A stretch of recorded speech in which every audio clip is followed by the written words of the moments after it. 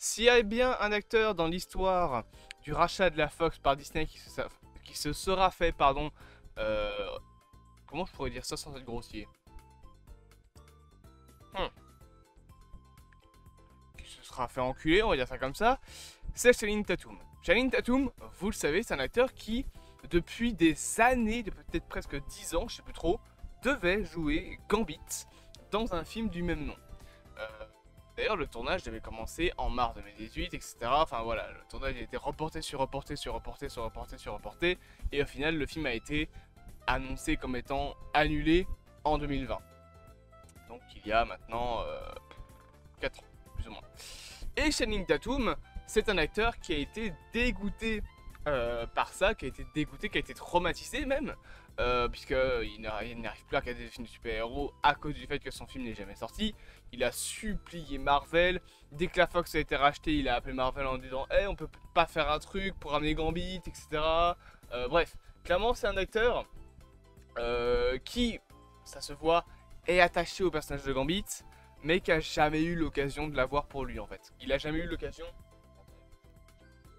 Voilà, il a jamais eu l'occasion de filmer de scènes en étant Gambit.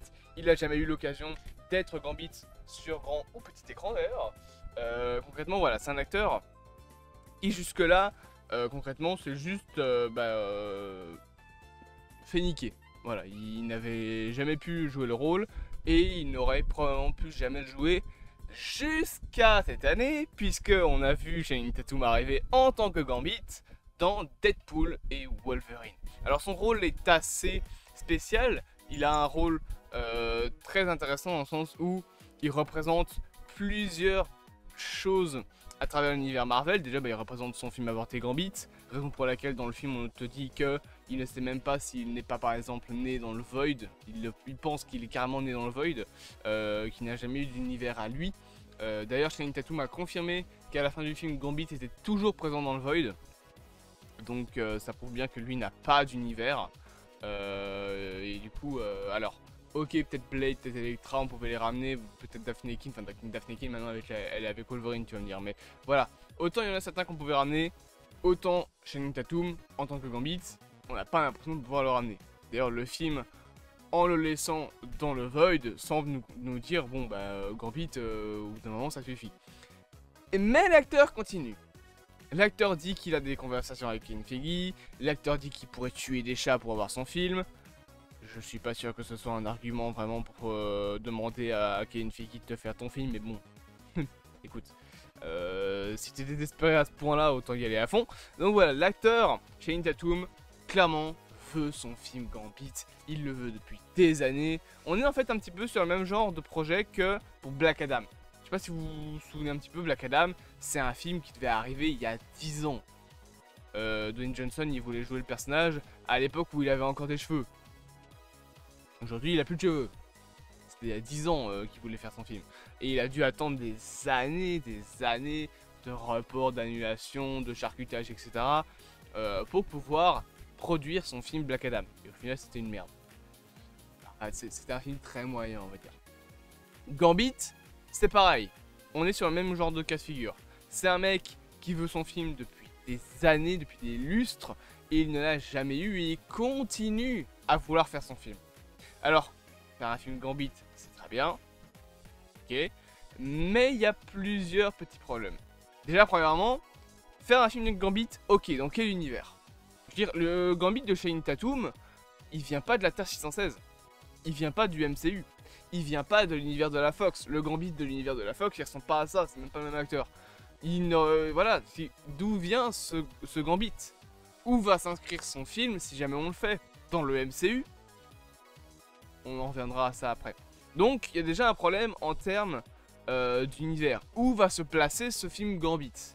Alors, Marvel peut très bien faire des Elseworlds. DC fait ça. Faire des films sur le côté. Ça pourrait être un petit peu comme le Joker de l'univers Marvel. Un film qui est dans sa propre chronologie. Mais on le fait parce que c'est Nintendo. Alors, ce serait un petit peu... je vais pas dire tirer sur l'ambulance, mais ce serait peut-être un petit peu Marvel qui décide d'accepter les caprices d'un enfant. Je dis pas que Channing Tatum est un enfant, bien évidemment, c'est pas ça que je veux dire, c'est juste que ça fait un petit peu ça. C'est genre, bon, tu nous casses les couilles avec ton film, on va te le faire et après tu nous fais plus chier. C'est un petit peu ça que je ressens. Parce que Gambit, enfin Channing Tatum, il fait chier avec son Gambit, mais depuis des années. Les studios, ils s'en foutent, ils sont passés à autre chose. Lui, il le veut, son film. Alors, c'est très cool, bien évidemment, mais la dernière fois qu'on a vu un acteur vouloir autant un film, dans un film de super-héros, encore une fois, c'était Black Adam. On a vu le résultat. Le film n'a pas été bon. Pourquoi? Parce que il a été produit pendant 10 ans, avec différents studios, donc avec différentes visions du film. Donc Black Adam a été charcuté, rescénarisé, refait, paf paf, il y a eu plein de trucs qui ont été changés. En dernier recours, on a foutu Superman à l'intérieur, histoire de dire vas-y c'est bon, il faut que le film marche. Au final il n'a pas du tout marché, il avait 300 millions sur les 600 qu'il aurait dû faire pour être rentable. Donc clairement, ça a été un échec. J'ai l'impression que le film Gambit risque un petit peu ça. Parce qu'à trop vouloir son film, Channing Tatum, je sais pas vraiment si il sait comment comment interpréter à l'écran le personnage, dans le sens scénaristiquement. Alors, en tant qu'acteur, il l'a bien interprété, il y avait des très bonnes scènes d'action, etc. Ça, je sais pas le contraire. Mais est-ce que Channing Tatum arrivera scénaristiquement à écrire un bon film? Parce qu'on va être clair 30 secondes, si on lui dit on te fait ton film, je pense pas qu'il se laissera juste être acteur. Il le veut depuis tellement longtemps ce film qu'il va aussi être producteur, voire scénariste. Je pense même que s'il le peut, il réalisera son film. Le mec il va tout faire. Au bout d'un moment, allez, on s'en fout, vas-y, fais ton film, et nous on le sort, et si on se fait de l'argent c'est cool. Mais le truc c'est que c'est un pari risqué. Gambit c'est un personnage qui est pas A-lister. C'est un second couteau Gambit.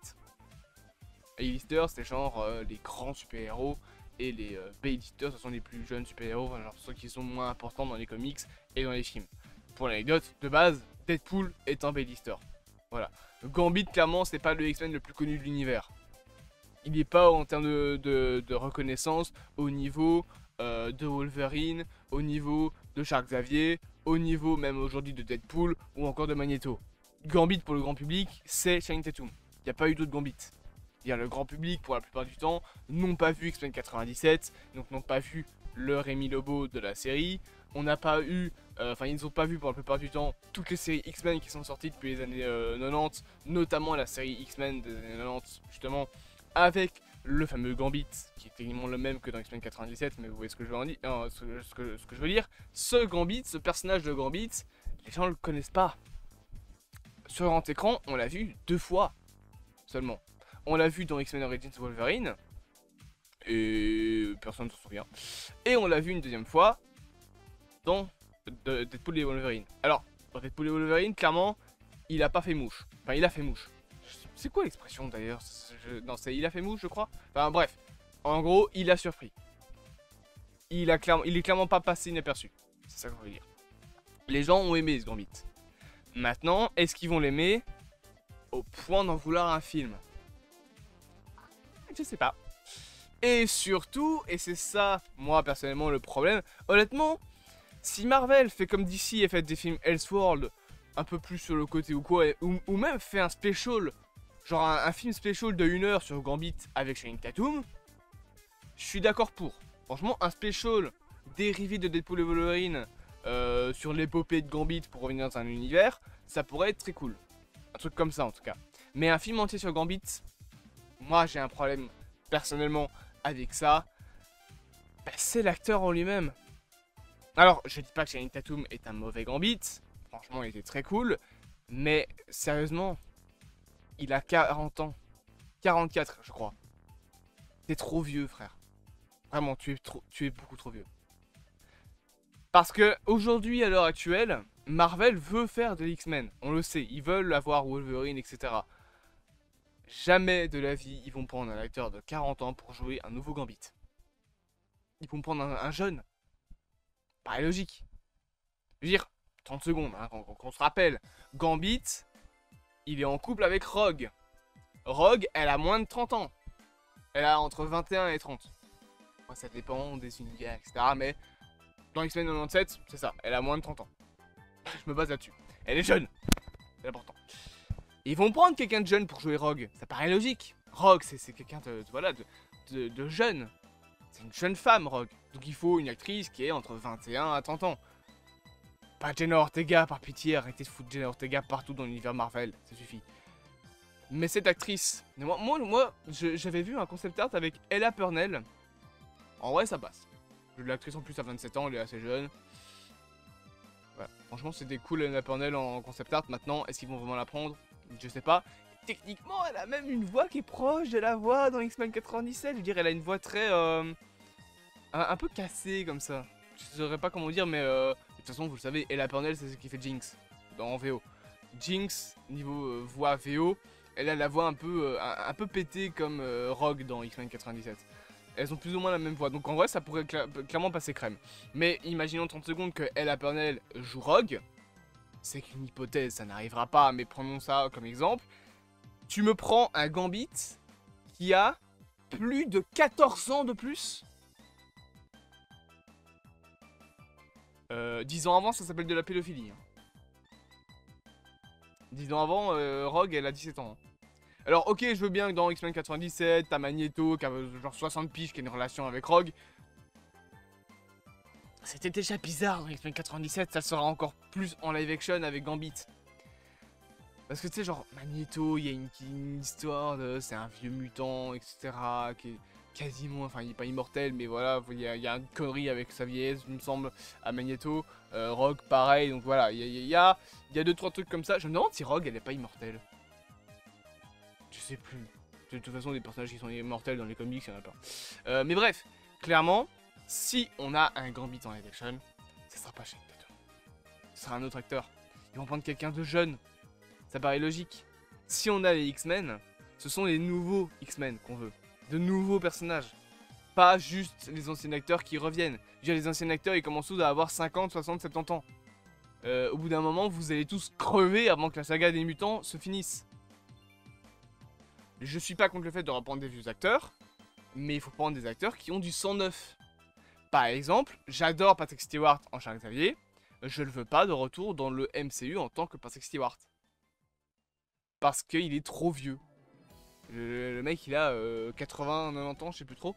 Mais d'un autre côté, avoir le retour de James McAvoy, pourquoi pas? Pour jouer un vieux Charles Xavier cette fois-ci. Là dans les anciens X-Men il jouait la version jeune de Charles Xavier. Là il commence à se faire un petit peu vieux, il pourrait jouer un vieux Charles Xavier. Mais de l'autre côté il faut des acteurs qui soient jeunes. Gambit en Channing Tatum n'est pas jeune. Encore une fois, il a 44 ans. Imaginons que le personnage reste 20 ans dans le MCU. Ça veut dire que Channing Tatum, il aura 60 piges, il jouera Gambit. Non. Si on prend un acteur qui a genre 20-30 ans, il aura 50 ans. Il aura 40-50 ans. Il sera encore... Voilà, il sera un peu dans la crise de la quarantaine, un petit peu comme Deadpool en fait. Deadpool, quand il a commencé à jouer Deadpool, il avait 39 ans. Ça allait encore. Il approchait de la quarantaine, mais ça allait. Aujourd'hui, on est quasiment 10 ans après. Ryan Reynolds, il a 44 ans aujourd'hui, je pense. 43, 44, je sais plus trop quel âge il a, ou alors il a 47, je sais plus. Mais bref, il est aussi assez vieux maintenant. Donc, je suis pour qu'on ait le retour de ce Channing Tatum en tant que Gambit. Peut-être dans un petit projet, un petit special, quelque chose voilà, d'un peu Elseworld. Quelque chose de détaché du MCU, comme les Deadpool et Wolverine. Voire son retour dans Secret Wars. Mais le revoir en Gambit principal dans un film de genre 2 heures au cinéma, ça n'arrivera pas. Et je pense pas que Marvel soit intéressé par ça. Désolé Tatum, c'est pas pour toi. J'espère quand même que cette petite vidéo vous aura plu. Bien évidemment, n'hésitez pas à interagir avec cette chaîne. Et on se dit à bientôt pour de prochaines aventures.